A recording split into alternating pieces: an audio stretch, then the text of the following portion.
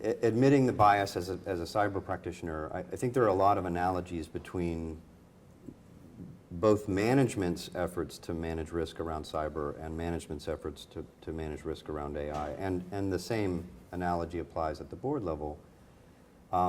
In that, properly managed, both are categories of enterprise risk, meaning you bring a multidisciplinary team to the table. You have an HR representative to speak to those concerns. You have a finance representative to speak to those data sets and those concerns, those risks. Likewise with legal and operations and compliance and IT. So that's the bedrock.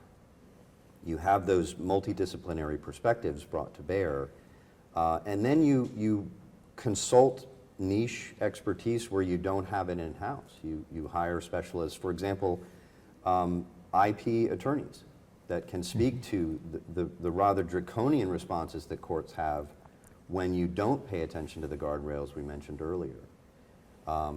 There are cases out there that now speak to complete disgorgement of products that are developed with AI where those earlier risk management concerns were not properly contemplated. So not only do you lose the IP, you lose the product and have to dismantle the whole thing you've built. So it's a setback in more than one way. And I think that those risks, while drastic, are sort of the starting place to that. So there are real risks, and adoption is a real thing. And so the question is, do you know what your organization is doing? Are they behind a walled garden?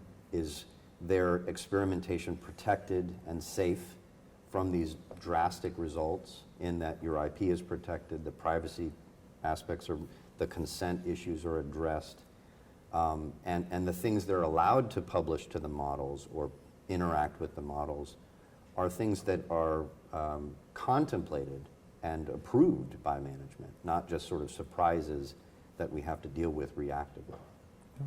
I like that a lot. I think you've covered most of it. I would say one of the very tactical things that boards can do is to ask management about the disaster recovery and contingency plans that are in place. So most organizations have a disaster recovery and a business continuity plan that they have to put in place for many reasons, right? Systems go down, factories are inoperable, whatever the case may be. I would ask how AI is being integrated into that plan. And hopefully there is a plan for them to integrate it into, otherwise the board has bigger questions to be asking management. So I would say taking that very tactical approach is an easy way for boards to get started for thinking about how is the organization thinking about contingencies for potential misuse of AI. That's a really great point I just want to tag on to, because like cyber, disaster recovery is an enterprise category of risk, right?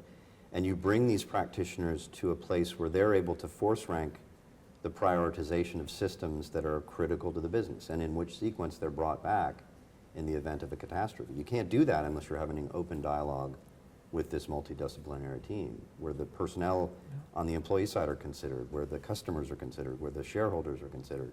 So it's a great illustration of that earlier point that properly managed, you're getting these multiple perspectives so that you're having a fully risk-informed conversation, and the board can pressure test that.